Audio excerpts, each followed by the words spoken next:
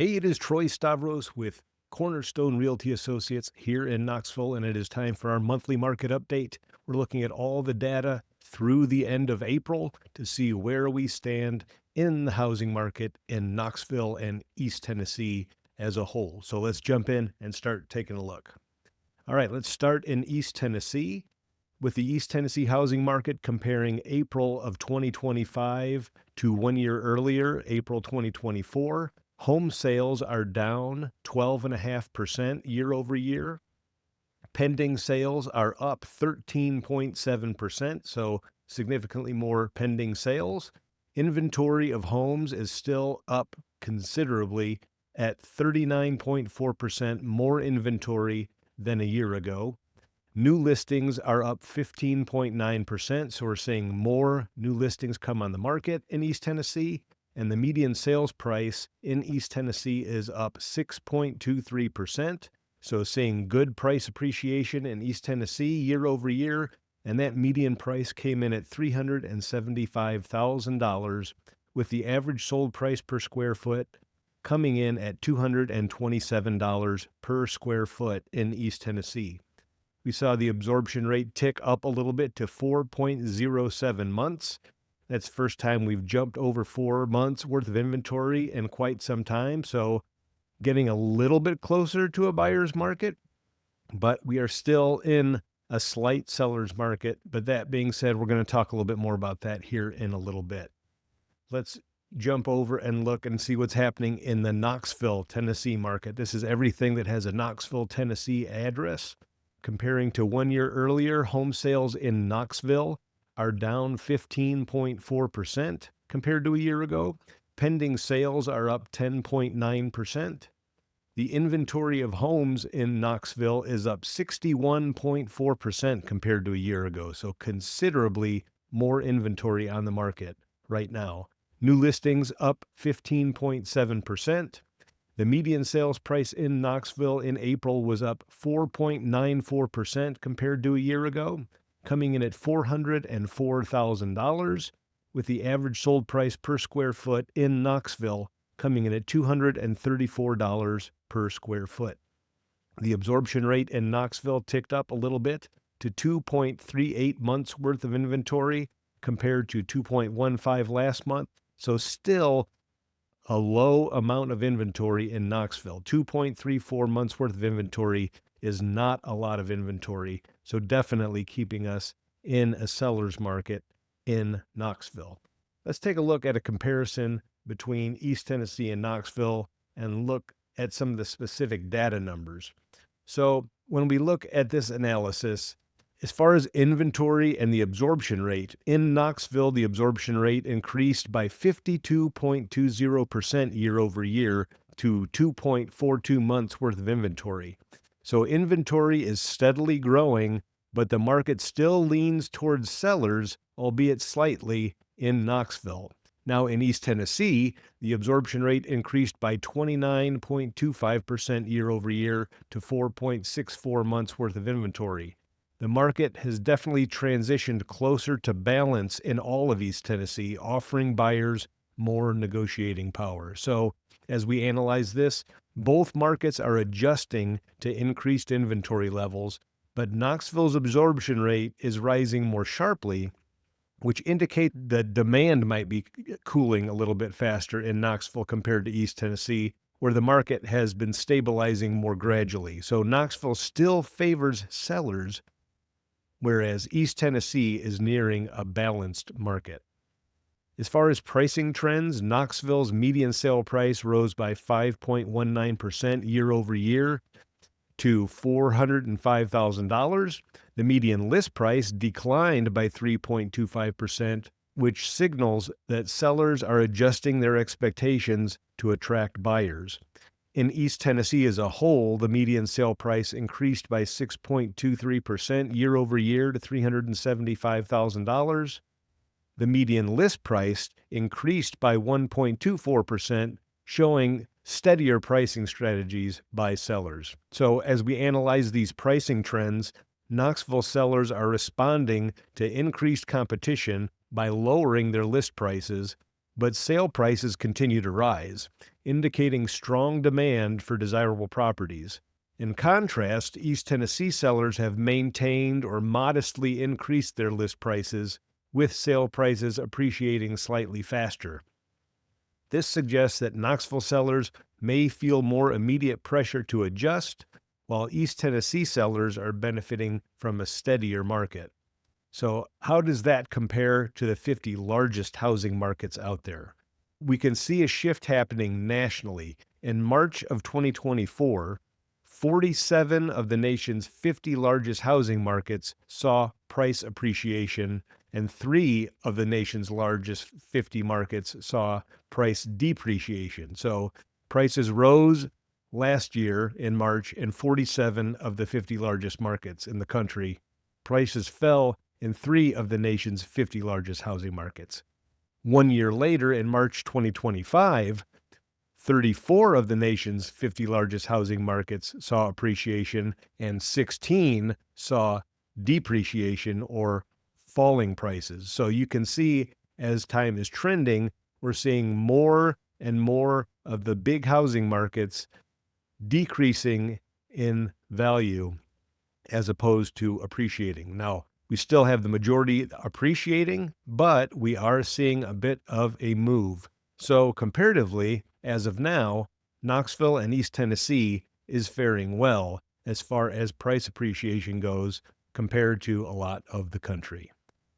Okay, let's look at the days on the market. In Knoxville, the average days on the market increased by 44.12% to 49 days, with the median days on the market increasing 37.5% to 11 days. In East Tennessee as a whole, the average days on the market increased by 16.98% to 62 days, and the median days on the market increased by 53.33% to 23 days. So when we analyze the days on the market, while homes in both markets are taking longer to sell, Knoxville's average days on the market is rising much faster than East Tennessee's, suggesting a more noticeable cooling in buyer urgency. However, East Tennessee's sharper rise in median days on the market indicates that lower demand properties are lingering on the market longer, whereas Knoxville still sees some quick sales for desirable homes.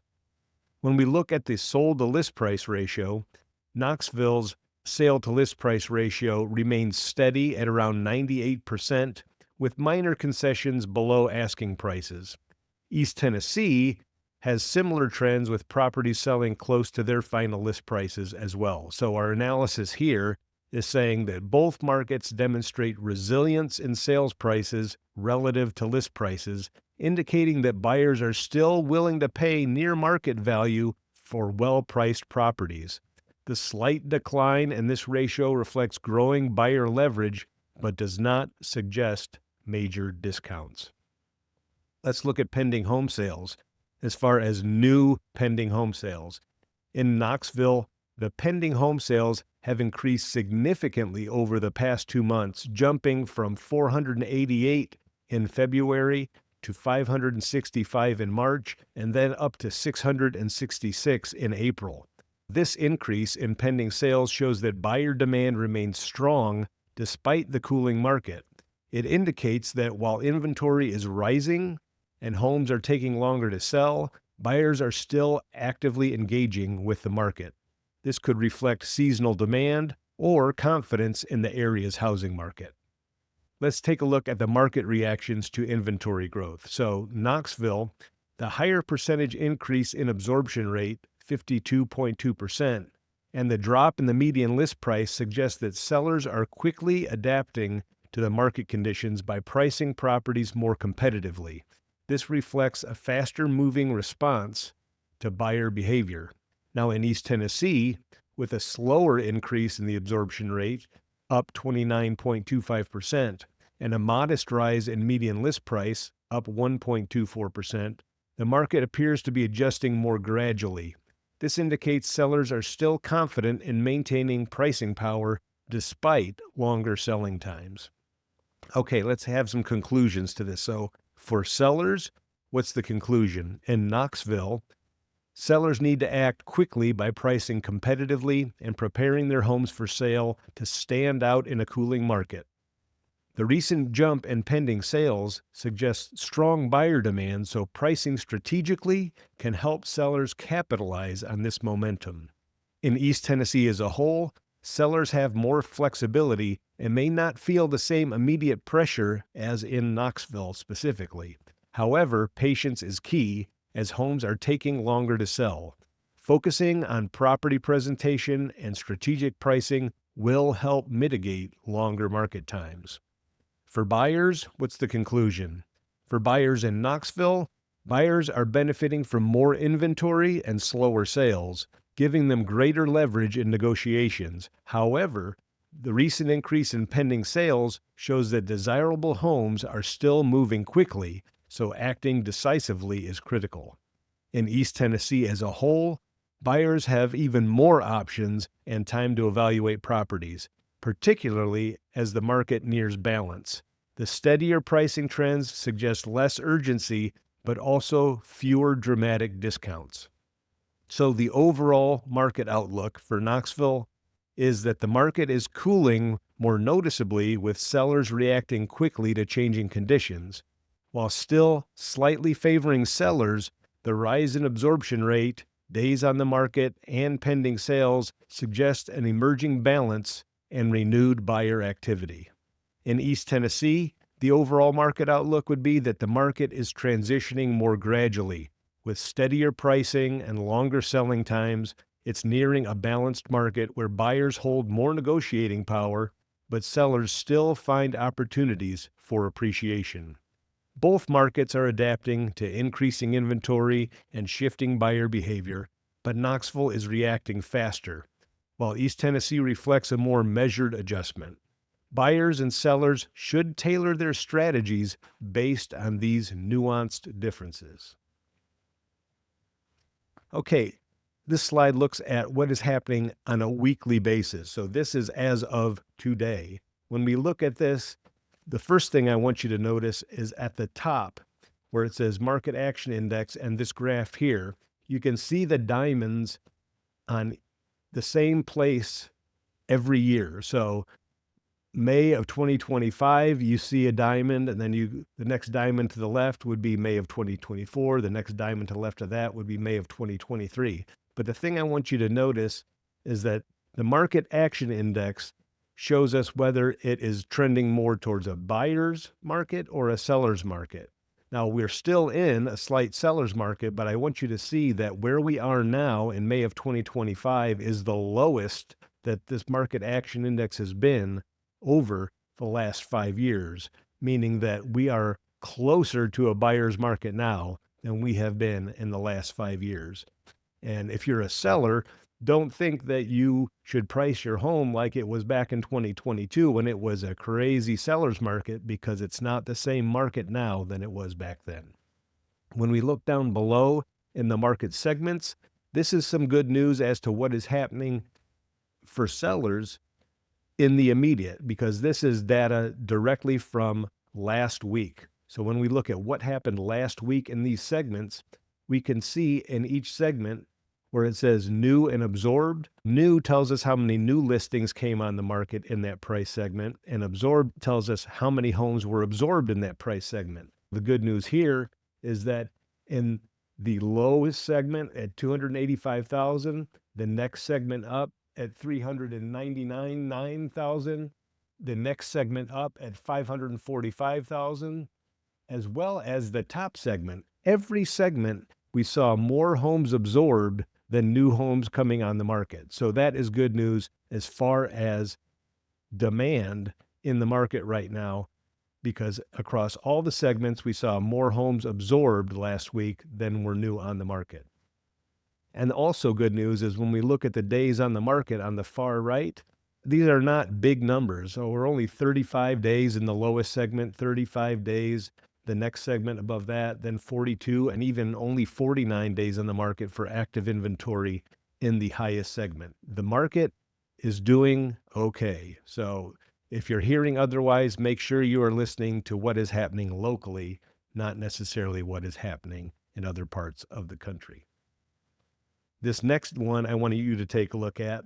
The bottom is the same, so we're not going to worry about what's on the bottom. But up at the top, this is properties with price decreases. And the one thing I want you to take note of is that when you look at these different colors, these are defining the different tiers and the different price segments. And you can see that the segment that is having the most amount of price decreases of property that is still on the market is the lowest segment. So that 285,000 segment is the one that is seeing the most price reductions currently on the market. Right around 50% of the inventory in that segment has had a price reduction. So I found that interesting. Perhaps that's because people in that lower price segment are having trouble getting qualified. I'm not sure if that's why it might be, or maybe all of the good inventory in that price segment has flown off the market, and what is remaining, which might not be as desirable, is lingering on the market and needing to have a price reduction. But I thought that was interesting that by far of all the segments, the lowest price segment is the one that is getting the most price reductions. Okay, let's take a quick look at what is happening in the surrounding counties here in East Tennessee. So in Roane County, available inventory is up 29.3%. Pending sales are down 12.3%. The median sales price in Roane County was down 1.5% compared to a year ago and came in at $319,000, with the median sold price per square foot in Roane County coming in at $203 per square foot. In Knox County, available inventory up 57.6% compared to a year ago. Pending sales up 12.2%, and the median sales price in Knox County was up 7.08%, coming in at $401,547, with the median sold price per square foot coming in at $232 per square foot. In Anderson County, available inventory was up 37.6% compared to a year ago. Pending sales were up 14%. And the median sales price in Anderson County was down just a bit, basically even, down 0.50%, coming in at $297,500, with the median sold price per square foot coming in at $205 per square foot. In Loudon County, available inventory was up 65.8%, quite a bit. Pending sales were down 4.3%.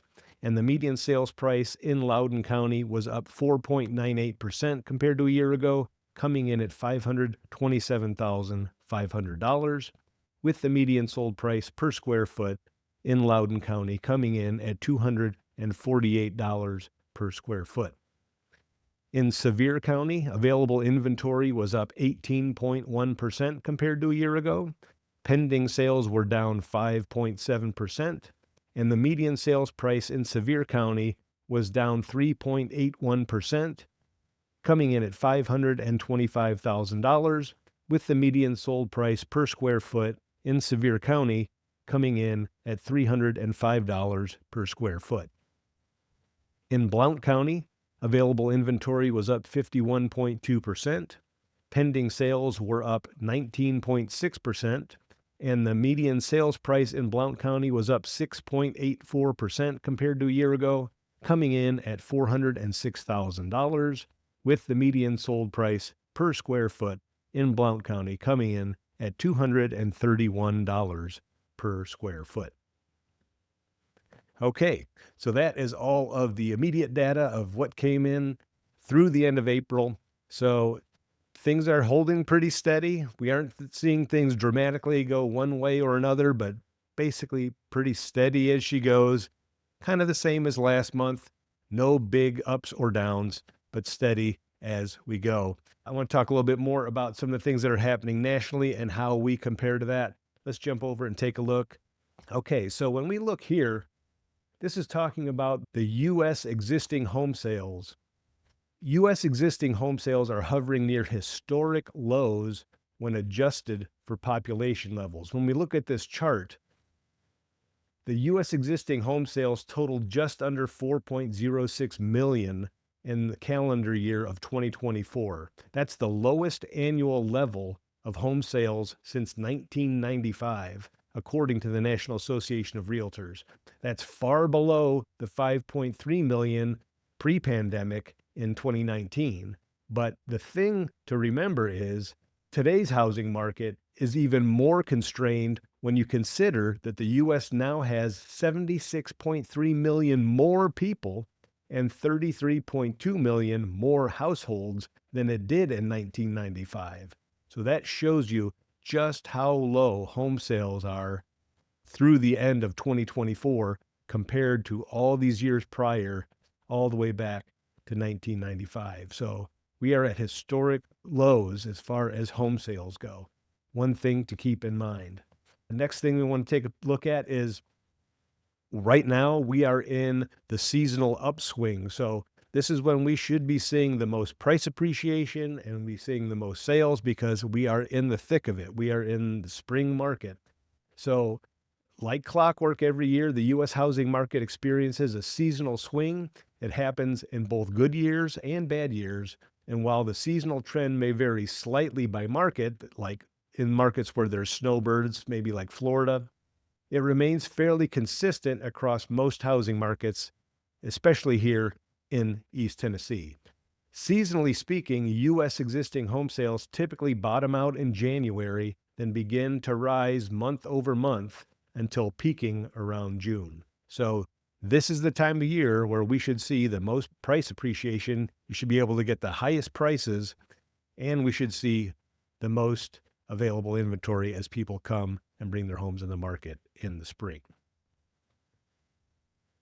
This graph is interesting, and it shows the percentage of America's 200 largest metro area housing markets, of which the Knoxville area is one, seeing home prices rise or fall on a year-over-year basis. So among the nation's 200 largest metro area housing markets, 83.5% saw home prices rise year over year between March of 2024 and March of 2025. 16.5% saw home prices fall year over year between March 24 and March of 25. So most housing markets are still seeing rising home prices on a year-over-year basis. However, the share of markets with falling year-over-year home prices is ticking up. But when you look at the graph, the blue are the markets with rising home prices, and the red are the markets with falling home prices. You can see that big jump in red around 2007 through 2013. Obviously, that was when we had the big housing downturn, and then you can see a little sliver as we had some falling prices after the market peaked, but you can still see the majority of this graph is blue. But like we said, it is starting to tick up a little bit more, and we are seeing more and more metros see falling home prices. But as of right now, Knoxville is not one of those. Speaking of things that can affect the market, let's take a look and see where our mortgage interest rates are as of today. So you can see there's been quite a lot of volatility in the interest rate for the 30-year mortgage. As of today, with some positive news with some tariff negotiations happening, the mortgage interest rate ticked up and is just ending the day at 6.92%, just under 7%. Not good news for buyers, but hopefully we can see this ease sometime in the future, because this is definitely constraining the housing market. There are a lot of people, a lot of buyers sitting on the sidelines, hoping that interest rates will come down, needing interest rates to come down, because there's so many people right now that just can't afford to buy a home between the high prices and the high interest rates. And we don't see necessarily the high prices stopping, but hopefully we will see some movement in interest rates lower that could help buy the future. Speaking of interest rates, the lock-in effect, which is when a homeowner might have a low interest rate and not be willing to give that interest rate up by selling their house and getting a higher interest rate. You can see here in this graph, 72.1% of U.S. mortgage borrowers have an interest rate under 5%, according to the FHFA. Last quarter, that share was 73.3, so it's ticked down a little bit. But you can see how many outstanding mortgages have interest rates under 5%. So those are sellers that are still debating whether they want to give up a low interest rate and put their house on the market, and many of them are choosing not to. New listings remain suppressed due to the lock-in effect that continues to constrain resale turnover.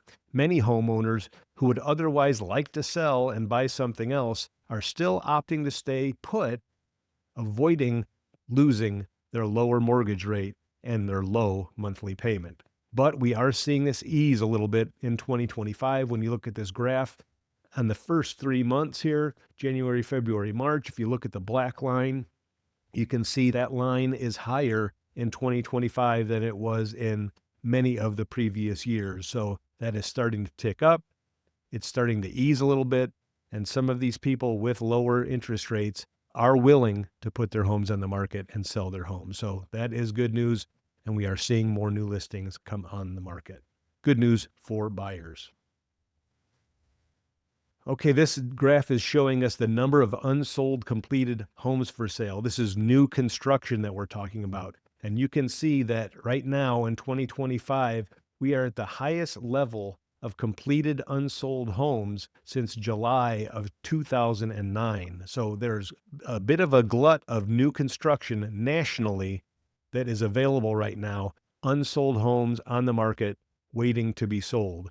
We see that some here in East Tennessee as well, which is why we're starting to see a lot of builders offer concessions and or interest rate bought down, or they're giving away free upgrades, or they're doing different things to try and attract buyers, because there is more unsold completed homes from new construction available now than there has been since 2009.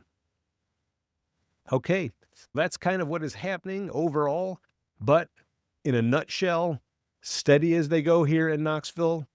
There are some opportunities out there for buyers, obviously, between what we just talked about with the new construction and the fact that things are taking a little bit longer to sell, maybe a little bit more negotiation happening with sellers. So there are opportunities out there for buyers. And as far as sellers go, the good news is prices are still continuing to rise and desirable homes are selling. And the key to that is you want to make sure you are priced right. You want to make sure that you are marketed well and that the home is prepared to sell before you put it on the market. And if you have any questions about that, if you're looking to sell a home in East Tennessee or buy a home in East Tennessee, don't hesitate to reach out to me. I would love to help you. This is Troy Stavros with Cornerstone Realty Associates. Have a great week. We'll talk to you again soon, and steady as she goes.